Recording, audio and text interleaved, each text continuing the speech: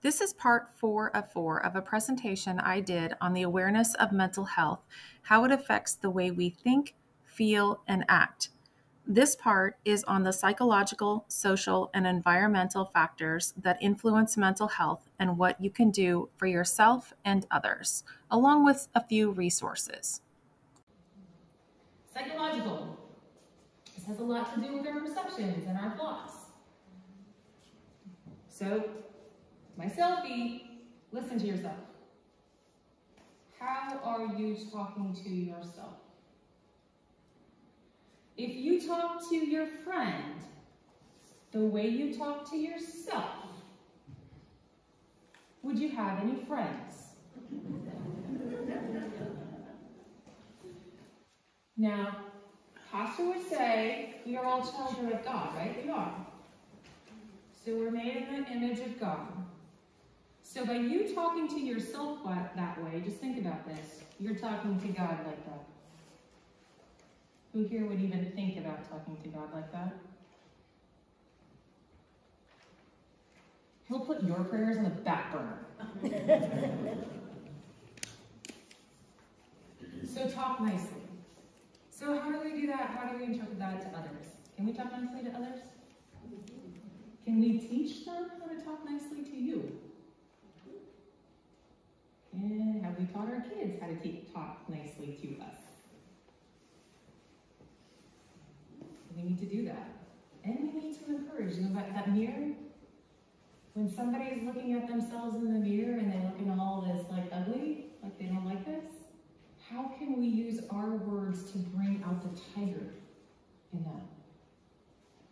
To show their strengths, their qualities that they might not be able to see in themselves. Because when we live with ourselves so much, we forget some of our strengths. We just focus on those weaknesses. A great thing that can help us out in our psychological aspect is setting goals. Anybody here set goals? Yes, please do. Because it encourages us, it challenges us, right? We have something to look forward to. It kind of sets us up, it sets our priorities, and it doesn't have to be anything big. Yeah? I just have a goal intention. Yeah? What was the intention for today? You guys made it here. That's a goal. Good job. What's your intention this afternoon? What's in your intention when you get home? The goals can be really little, or they can be really big. But if we don't have something to look forward to, that we're striving for, then what? Life becomes that blah stuff on that continuum down in the yellow, orange, red. We don't have anything to look forward to. So Ida loves to smile and laugh. So simple as walking, right? Can you smile? It takes what? Didn't I hear one time where it takes a lot more energy and muscles to frown than it does to smile? So that's not a good way to burn calories. I'm sorry. So smile, laugh. I tell some of my clients, I'm not worried about you unless you stop if you lose your sense of humor. Because then I know you still have your mental health there, because you can still joke around. Anybody know dad jokes? I love it. Anybody know any good ones right now? Like I can't like, I'm not very that spontaneous. Oh, but I watch them all the time. You watch them all, okay. So sharing that with others, right? Sharing that with others. So one year, the older kids got my husband, their dad jokes. It was just so they randomly, go through them, and then they look them up so they get some fresh ones, some new ones, But smile, tell jokes, something just to reminisce, something to laugh about, because that just changes our physiology, doesn't it? If we just look, there's a thing called laughter therapy. Yeah, I would love to go to class. Boston, I'm gonna offer one of those. I'll put that in the tank. Somebody may offer laughter therapy classes because I think that would be so much fun. But you don't have to go to a class for that, just to get together with some good friends and have some good times. Good times. I've got one. Oh, okay, great. Have you seen the dog bowl? I have not seen the dog bowl. I didn't know he could. Oh!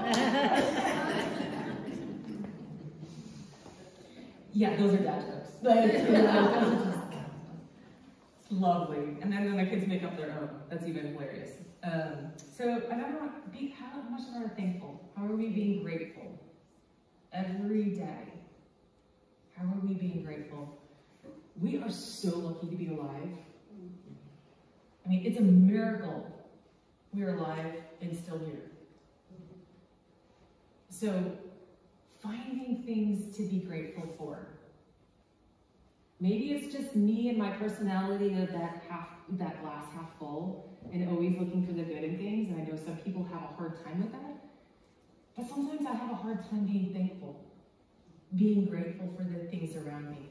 So that's a way to boost our psychology. There's so many studies out there on if you write down or verse like 3 things that you're grateful for each day, just how much more peaceful that you just feel overall. So that when you wake up or when you go to bed, all of those things, and how can you present that to others? How can you do that in your own families? Well, some of that I think about first with my kids is manners. That's what I think about. Please and thank yous. How do we role model that? And then how are we filling up our heads, I guess? What are we surrounding ourselves with? What kind of resources, things that we're listening to? We talked a little bit this morning on the news, like how kind of negative that is. So how much of that, if you are bombarding yourself all day long, that influences you? That even scrolling on Facebook or on the social media raises our stress level. Just by doing that. It's just, and it doesn't matter, even if it's kind of, but all of that stuff that hits your eyes, stimulus, right? So what are you spending, how are you spending your time? Who are you spending it with? Is it positive? And then how can you influence others? Turning off certain radios, turning off the TV, doing something else, leaving good resources around. There's a ton of great apps out there. There's so many things, and we'll get to some of those in the resource section, but you guys probably know more than I do because I just stick with the ones I like. I have a couple that I listen to on a regular basis. Social emotional. What can we do to help our mental health? Getting outside is huge. Sunshine, fresh air, nature. You know what? There's people in the city that are going to these new places, grounding therapy. Because they don't get out on the grass. They don't have these trees. They have a lot of concrete. They have a lot of noise. They go out in the middle of nowhere to see the stars. That's something that we can be grateful for here. I'm so grateful I can see the stars. So grateful that I can just, get out and for a mile or so, half mile for sure, no neighbors, no noise. Besides the regular stuff, right? The train. I'm starting to get used to that. Except when they blow it from 2 miles away all the way up. Yeah. I'm sure the rest of the spirit can hear that too. I heard that. Yeah, they can hear it too. Anybody have pets? If you're a pet person, great. I have a friend that was lived by herself in COVID, and it was up in Canada, and they were way more strict. Their dog got her through. Because you know what? They don't talk back. Or give advice. They don't give advice. They don't tell you what to do. Either. You know. So, if you have something, pet therapy is great. Play therapy, pet therapy, I mean, all of this stuff. So, you know, if you have a very friendly, like I have 2 German Shepherds, they're both very friendly, but if people don't like big dogs, they're a little hesitant about getting out of the car. But they love people. So, do you have a pet that somebody else, if they don't have one, would like to come see and pet? Okay, it's calming. Nursing homes is great. They bring that around oftentimes.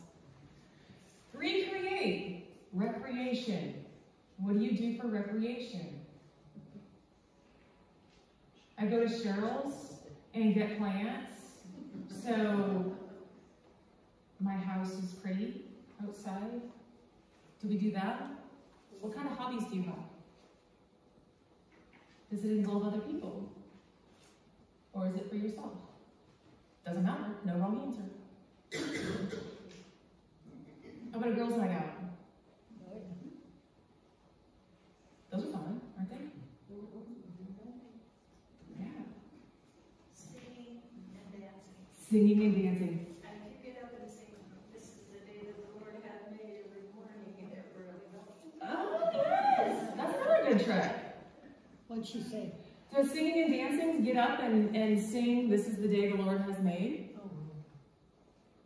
That'll change your attitude. So even if you got up on the wrong side of the bed, if you sing all the way around the bed and get to the right side, you're good. Right, we do these things, right? What do kids like to do?